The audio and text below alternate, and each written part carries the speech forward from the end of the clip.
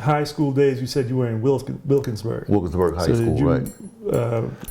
Get into music in high school? Oh yeah, I played in the band, Okay. in the high school band. At first, I started playing it in the Wilkinsburg Junior Symphony Orchestra because I picked up the clarinet pretty fast and I started playing it about a year or so later. So I was in there, and then like we moved to Wilkinsburg, I automatically got in the band there. Oh, okay. So I played in the marching band for 3 years, and I played in the little jazz combo that they had in the combo, but it was actually a little bigger than the combo.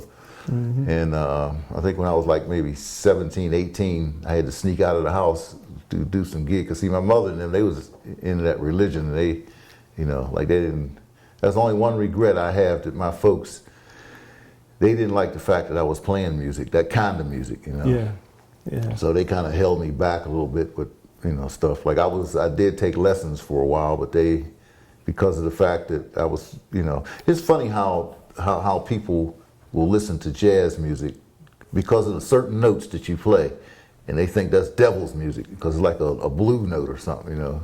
So if you're real religious, you don't want to hear that blue note. We playing that stuff here in the house, that kind of stuff, you know. So did they ever come around to accepting? Well, not really. I mean, no, not really. I had to leave.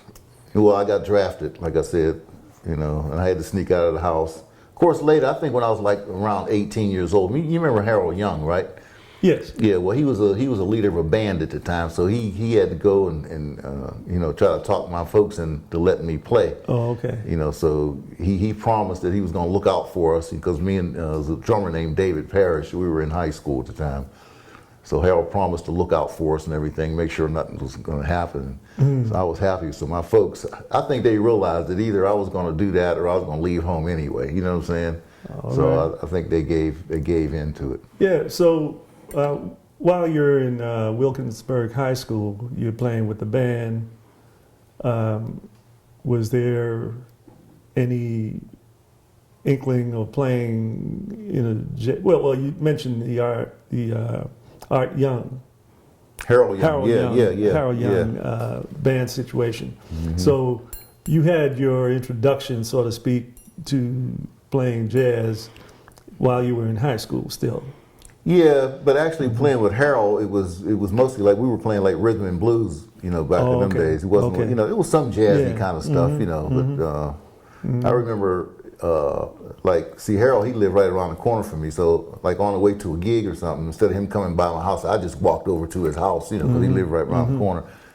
Now, Harold would always put on these records, you know, while I'm there. Like, I remember Sonny Rollins and I thought that was some crazy stuff, man. I didn't want to hear that because it just sound crazy. You know, when I was 17, 18, I didn't, you know, I didn't like that. I tell you what woke me up to jazz.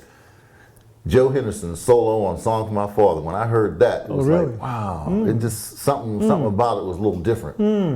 Wow. Yeah, so that kind of got my ear. So that was in the 60s. 1966, around 1966, when I heard that solo. All right. You know, I still today know it by heart. You know, 'cause it was. Yeah. Well, you know. Joe was a wonderful musician and a great messenger. Yep. You know, so who are your influences, you know, other than Joe right there? Well, Joe Henderson's always been my favorite because I've seen him many a times playing because I lived in San Francisco for a while. So so I got a chance to see him play quite a few times. But other than that, I like, you know, of course, Coltrane. Everybody, all saxophone players are in the Coltrane, but Joe Henderson, you know, is my favorite.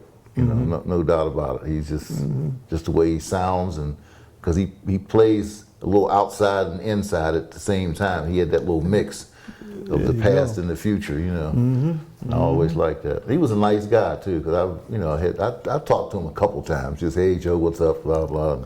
You know, that's about it. But he wasn't very talkative. No, he wasn't. He was a quiet guy, but you know, I was, you know, like, you know, he was such a big person to me. You know, I mean, even though he was short, it's like, you know, I get all choked.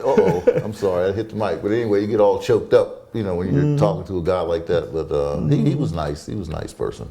Yeah, I understand the feeling.